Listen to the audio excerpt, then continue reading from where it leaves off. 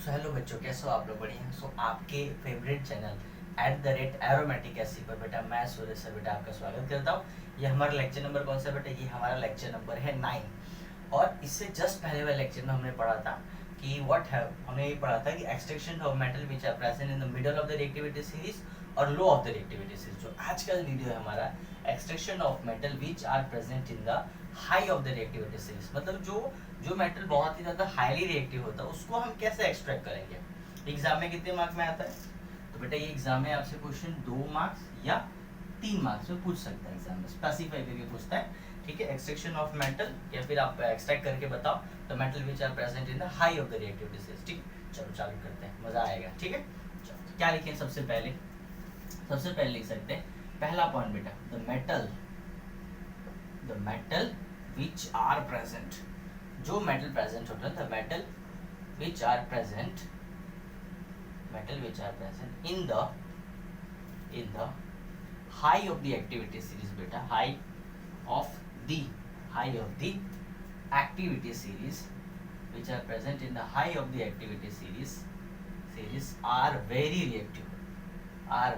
reactive, बहुत ही ज्यादा रिएक्टिव होते हैं। पहला पॉइंट तो क्लियर हो गया कि वो क्या होते हैं बेटा? बहुत ही ज्यादा रिएक्टिव होते हैं। जो भी metal top of the reactivity series पे बैठा है, जो सबसे ऊपर में बैठा है, वो कैसा होता है? बहुत ही ज्यादा हाईली रिएक्टिव मेटल्स होते हैं। पहले वो मेटल्स है कौन से तो क्या लिख सकते हो? The metals are.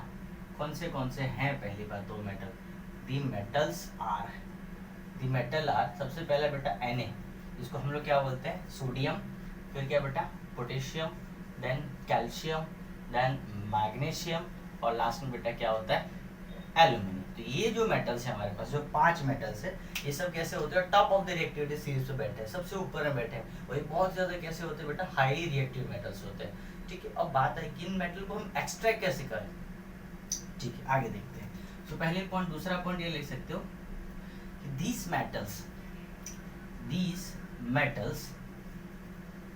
metals cannot be, ऐसा करके लिखो, this metal cannot be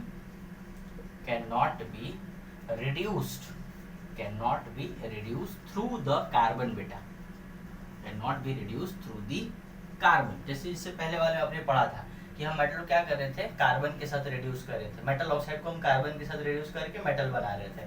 तो इसमें क्या, this metal can not be reduce through the carbon बेटा, ये कार्बन के साथ रिड्यूस आप कर ही नहीं सकते। क्यों नहीं कर सकते? बिकॉज एट हाई टेम्परेचर, जब टेम्परेचर बहुत ही ज्यादा होगा, या because at high temperature these metals are combined with carbon बेटा, these metals are combined with the carbon and it form, और क्या बनाएगा? and it forms metal carbide। ये बनाकर क्या देगा आपको? मेटल कार्बाइड बना के देगा। जो मेटल कार्बाइड होता है ना, उसकी मेल्टिंग पॉइंट बहुत ज्यादा होती है, और ज्यादा मेल्टिंग पॉइंट होती है बेटा उसमें। देखो फिर से, this metal can not be reduce to the carbon, ये मेटल रिड्यूस नहीं हो सकता कार्बन से। इसके पीछे का रीजन क्या है भाई? क्यों नहीं हो सकता? इसके पीछे का रीजन क्या है? Because at high temperature these metals are combined with the carbon and it form metal carbide। क्या बना के देगा आपको? मेटल का कार्बाइड बना के देगा एकदम। ठीक है, क्या क्या हो सकता है? पहला ले लेते हैं हम लोग कैल्शियम कार्बाइड बेटा, दैट इज कॉल्ड CaC2। ठीक है, इनका नाम भी लिखते जाता हूँ। ठीक है, एग्जाम में आपसे पूछता भी है भाई कौन सा आपको बना के देता है? Calcium carbide. दूसरा बेटा मैग्नीशियम कार्बाइड, मतलब Mg। अब देखो कैसे इसको बैलेंस करें। देखो Mg के ऊपर चार्ज कितना होता है? +2 होता है, और इस पे चार्ज कितना होता है बेटा? इस पे चार्ज होता है +4। तो एक काम करते हैं, इसको हम लोग कर देते हैं 3 से, और इसको कर देते हैं 2 से। इस तरह से बैलेंस हो जाएगा ये। तो ये आपके सामने क्या बन गया? मैग्नीशियम कार्बाइड बेटा। और एक और बचता है जो बहुत ही इंपॉर्टेंट, जो हर बार एग्जाम में पूछता है एमसीक्यू के फॉर्म में, कि which of them are having this carbide form, कौन सा वाला है? तो यहाँ मैं थर्ड यहाँ पे लिख देता हूँ, that is called aluminium carbide, Al। इसको कैसे लिखोगे? यहाँ पे 4 कर दो, यहाँ पे 3 कर दो। This is called aluminium carbide बेटा, एल्यूमिनियम कार्बाइड। आया समझ में? चीजें समझ में आ रही है? बहुत इजी तरीके से समझा रहा हूँ। देखो सबसे पहले the metal which are present in the high of the, जो सबसे ऊपर में बैठा होता है, सबसे टॉप पे बैठा होता है, बहुत ज्यादा कैसा होता है, हाईली रिएक्टिव होता है। दूसरा पहला पॉइंट, दिस मेटल्स आर, कौन से metal, sodium, potassium, calcium, magnesium, aluminium. Katrina ने कार मांगा ऑल्टो, ऐसे करके याद रख लो। दूसरा, this metal can not be reduce through the carbon, ये मेटल को हम रिड्यूस नहीं कर सकते कार्बन से। क्यों? उसके पीछे क्या, because at high temperature this metals are combine, जुड़ जाता है, this metals are combine with carbon and it form metal carbide, जिसकी मेल्टिंग पॉइंट बहुत ही ज्यादा होती है, बहुत ज्यादा स्ट्रॉन्ग हो जाता है मेटल कार्बाइड। पहला बेटा कैल्शियम कार्बाइड, दूसरा मैग्नीशियम कार्बाइड और तीसरा क्या है, aluminium carbide. Perfect, okay, clear हो रहा है? ये 3 पॉइंट समझ में आया आपको अच्छे से? आगे बढ़े हम लोग। तो ठीक है भाई, तो कैसे तुम एक्सट्रैक्ट कैसे करोगे? तुमने तो बता दिया कि भाई ये ऐसे बनता है, तो एक्सट्रैक्ट कैसे करोगे? रुको अभी आगे बताते हैं, अब भी बताता हूँ। इसको रफ करूँ मैं?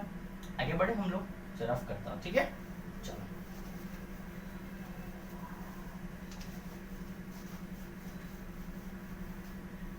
तो इस मेटल को हम एक्सट्रैक्ट करेंगे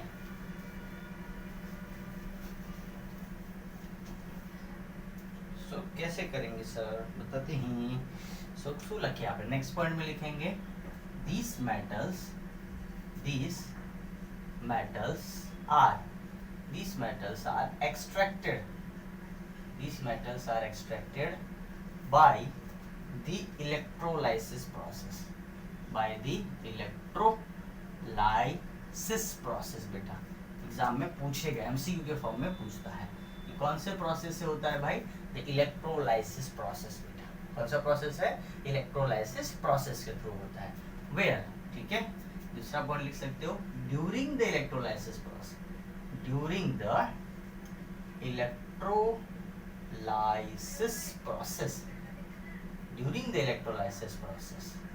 इलेक्ट्रोलाइसिस प्रोसेस के दौरान, ठीक है, द मेटल गेट, जो मेटल है हमारा, the metal get deposited, metal जाकर कहाँ पे डिपोजिट हो जाएगा? तो metal get deposited at cathode. बेटा कहाँ पर जाकर डिपोजिट होगा? एट कैथोड पे, ठीक है? The metal get deposited at the cathode where, दूसरा वाला वेयर द क्लोरीन गैस, ये याद रखना, जैसे NaCl है हमारे पास, मान के चलो, तो NaCl में Cl गैस बाहर निकलेगा और Na जाके डिपोजिट होगा, तो वही बोल रहा है, where the chlorine gas will be liberated at anode। बेटा will be liberated at anode, कहाँ पे जाके लिबरेट होगा? जाके एनोड से, साइड से लिबरेट होगा, वहां से उड़ना चालू होगा, ठीक है? इतना पॉइंट आपने लिखा, देख लो वापस। During the electrolysis process the metal get deposited at cathode, metal क्या करेगा? एंड जहाँ पे होगा वहां पे कैथोड के जगह पे मेटल जाके डिपोजिट हो जाएगा, ठीक है? And the chlorine gas will be liberated, और क्लोरीन गैस क्या होगा? बाजू से क्या हो जाएगा? लिबरेट हो जाएगा। ठीक, क्लियर हुआ? चलिए, तो कैसे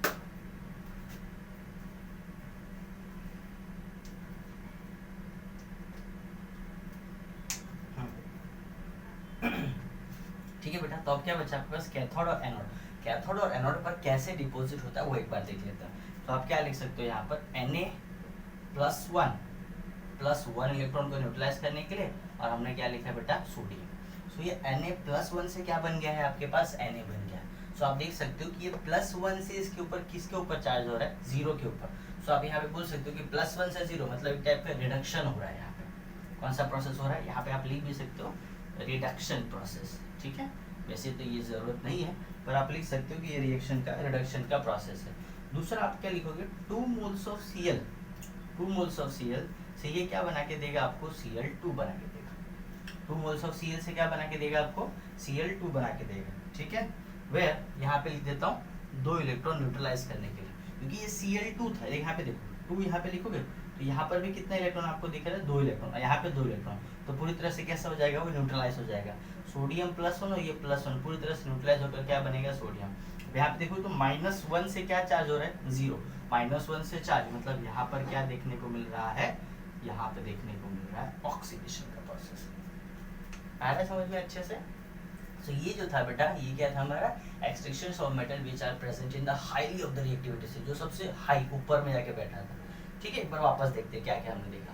सबसे पहले क्या देखा, the metal which are present in the highly which are present in the high of the reactivity series are very reactive, बहुत ज़्यादा रिएक्टिव होता है। कौन से sodium, potassium, calcium, magnesium and aluminium. ठीक है, these metals are cannot be reduced through the carbon, आप उसको reduce कार्बन से कर ही नहीं सकते, because at high temperature it can combine with the carbon and it form metal carbide.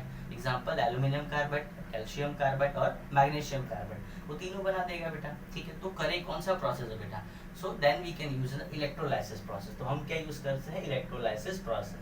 During the electrolysis process the metal get deposited at cathode, metal कहाँ पे जाएगा बेटा, कैथोड पे जाएगा, and where the chlorine gas will be liberated anode, यहाँ से क्या chlorine gas अपना रिलीज हो जाएगा। ठीक है, तो Na+1 से Na, मतलब इधर क्या हो रहा है, रिडक्शन, और यहाँ 0 से 0 मतलब माइनस से 0 का चार्ज, मतलब एक टाइप का ऑक्सीडेशन हुआ।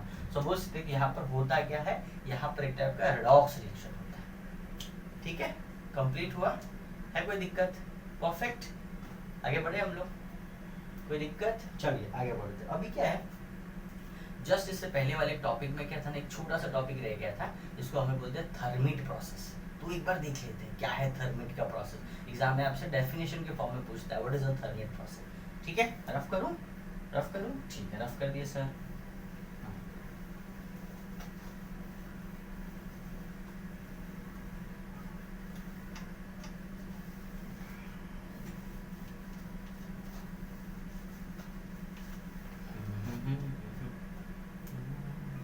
चलो, थर्मिट प्रोसेस है क्या, ठीक है, एकदम ध्यान से देखना बेटा। थर्मिट प्रोसेस या थर्मिट रिएक्शन दोनों ही हो सकता है, प्रोसेस और रिएक्शन दोनों लिख सकते हैं। एग्जाम में आपसे पूछ सकता है what is a thermite process या फिर what is a thermite reaction, दोनों ही पूछ सकते हैं। क्या लिख सकते, सबसे पहला thermite reaction is a thermite reaction, thermite के नाम से समझ में आ रहा है, थर्मल एनर्जी एमिट हो रहा है, मतलब बाहर की ओर निकल रहा है। ठीक है, thermite reaction is a exothermic chemical reaction. Thermite reaction क्या है बेटा, एक्सोथर्मिक केमिकल रिएक्शन है। ठीक है, तो thermite reaction is a exothermic chemical reaction between thermal reaction is exothermic chemical reaction between the metal oxide, sorry WEEN, बराबर ना, between the metal oxide बेटा, जो metal oxide होता है और किसके साथ में, between the metal oxide and a highly reactive metal, जो बहुत ही ज्यादा highly है, and it is a highly reactive metal which is typically, ज्यादा करके क्या यूज होता है, हर बार क्या यूज होता है, which is typically aluminium, ज्यादा करके हम क्या यूज करते हैं, एल्यूमिनियम यूज करते हैं, which is typically aluminium बेटा। परफेक्ट, इतना समझ में है आपको, क्या क्या है फिर से देखो। Thermite reaction is a exothermic chemical reaction.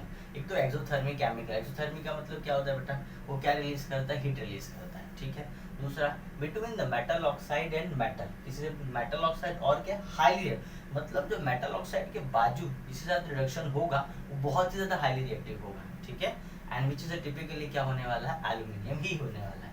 ठीक है, और दूसरा पॉइंट क्या लिख सकते हैं इसमें, दूसरा और इसमें लिख सकते हो,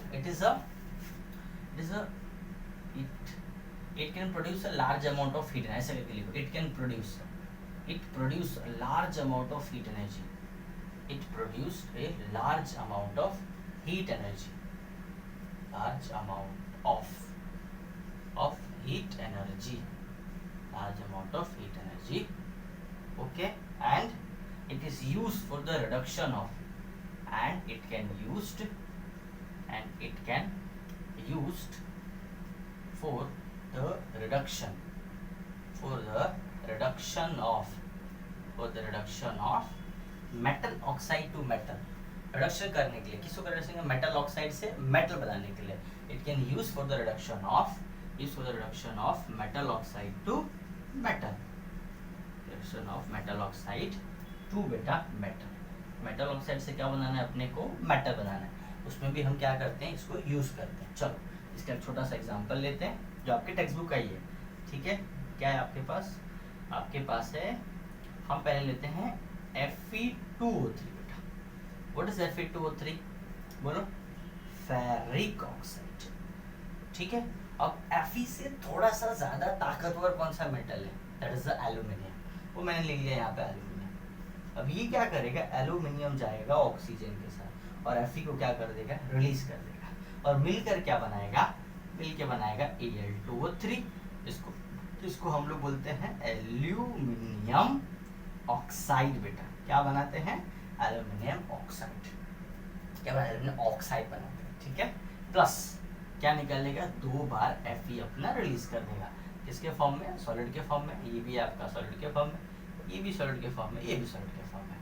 परफेक्ट, बोलो और कोई दिक्कत, बैलेंसिंग कर दे, यहाँ पे 2 कर देते, ठीक है। थर्मिट प्रोसेस देखो, फिर से रीड करते हैं, देखो thermite reaction is exothermic chemical. Exam में क्वेश्चन पूछा कि भाई थर्मिट रिएक्शन किस टाइप का रिएक्शन है, तो एक्सोथर्मिक, मतलब यहाँ से एक एमसीक्यू क्लियर हो गया। Between the metal oxide and highly reactive metal, किसके बीच में होता है, तो मेटल ऑक्साइड के बीच में और उससे बड़ा, उससे ताकतवर metal, that is called highly reactive metal. ज्यादा करके क्या यूज होता है, टिपिकली एल्यूमिनियम हम यूज करते हैं। It produce a large amount of heat energy, उसको large amount of heat energy produce करता है। It can be use for the reduction of metal oxide to metal, हम उसको यूज कर सकते हैं मेटल ऑक्साइड से मेटल बनाने के। देखो ये मेटल के साथ ऑक्साइड है और हमें क्या मिल रहा है, यहाँ पे प्योर मेटल मिल रहा है, ओके। दूसरा एग्जांपल लिखा, और ये कहाँ पर काम आता है, इसका यूजेस कहाँ पर है, ये बड़ा इंपॉर्टेंट क्वेश्चन है, हमें पूछता भी है बेटा, ठीक है। क्या रफ करो, बोलो कौन सा पार्ट, ये वाला पार्ट रफ कर दो, रिएक्शंस आपने लिखा, स्क्रीनशॉट ले लो, ठीक है, रफ कर रहा हूँ, हाँ बेटा। ये टिचकुम टिचकुम टिचकुम टिचकुम, चलो कहाँ पे भाई साहब काम आते हैं वो देख लेते हैं, ठीक है। सबसे पहला इसका यूजेस है, सबसे पहला है, एक है वेल्डिंग में काम आता है, इसमें काम आता है वेल्डिंग। वेल्डिंग ज्यादा कर किसमें काम आता है, वेल्डिंग में, to joining of railway track, to joining, JOIN, joining the railway track, railway track बेटा।